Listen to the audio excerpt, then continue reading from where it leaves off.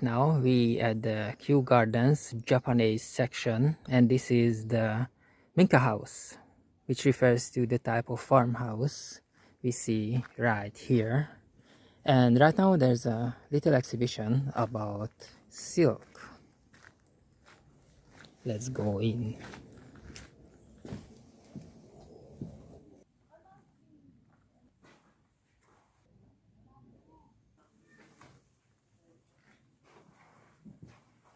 What's interesting for me is the top, the roof of this 100 years old farmhouse. Look at that, just under the roof.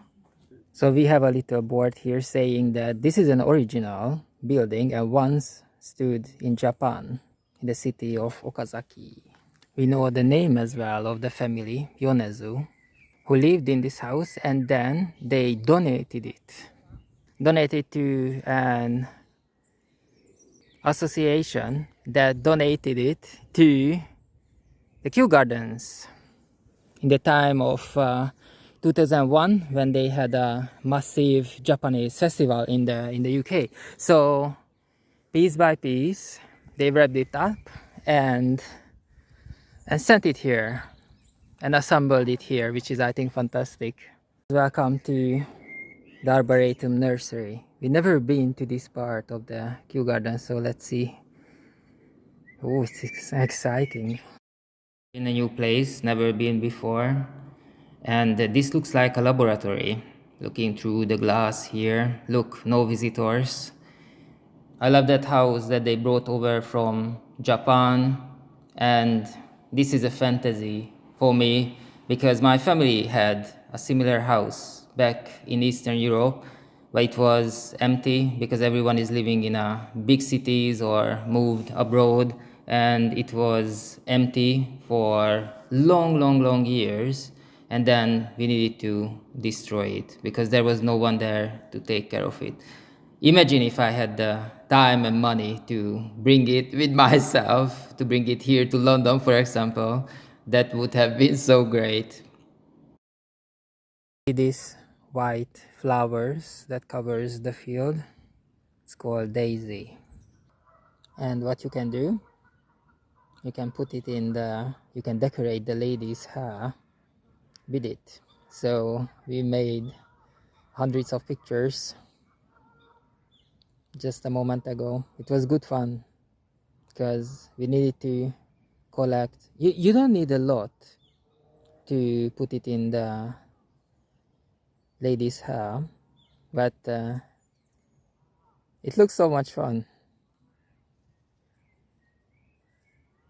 If you wanna take pictures for social media. It was around noon or something. I didn't have a look at the time. Okay, maybe 2 o'clock, I don't know.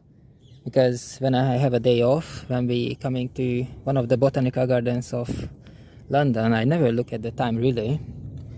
But it's not important.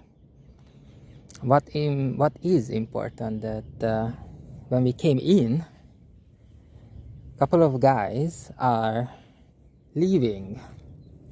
So we got very close to, and I immediately knew who the person is who is coming towards me, the person who is leaving the Kew Garden. And I was thinking about this, what I noticed the first time. Was it the vibe? Was it the face or the tailored handmade clothes he was wearing, totally out of season?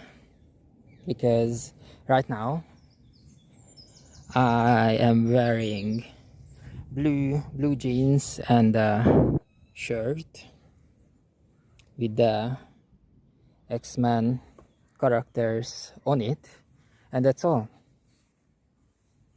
And he was wearing like a long jacket. Anyway, he is very famous, and not gonna say the name because obviously he needs some privacy as well. And if someone comes to the botanical gardens, then probably he spends quite a lot of time here.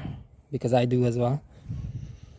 It was, oh my god, you know, I think they call it star stuck, because immediately I knew who he is. He's an actor and a singer. He's a Broadway actor. He was in many musicals as well, and I know it's not really nice to comment on someone's appearance, but it's gonna be a positive comment, so that's why I'm gonna say it. I was so surprised to see how tall he is. I'm not short, and he was a head taller than me. And immediately, you know, I remembered, because he did TV as well. He was in a couple of series, and of course lots of Broadway musicals as well. And he looks so much better in real life. And when you look at him, just a split second, you can see how he moves, how he expresses himself on his, obviously on his day off. It's like the talent, the enormous talent he has. It was, oh my god.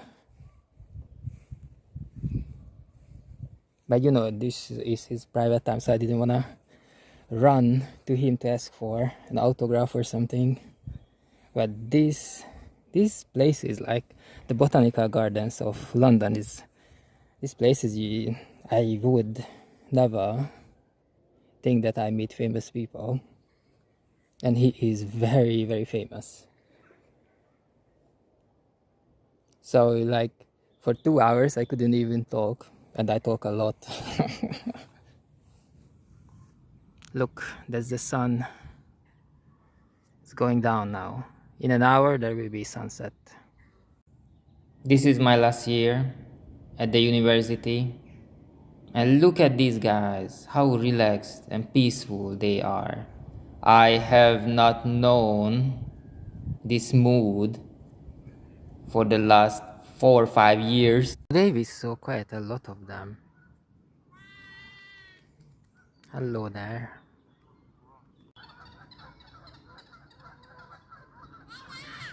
Maybe it's better because from the other angle we couldn't see much.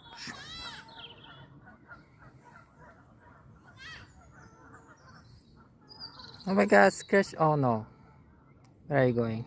Where are you going? My model ran away. Look at this picture, look at this angle. I think this is the best. When I moved to London, I had a flatmate.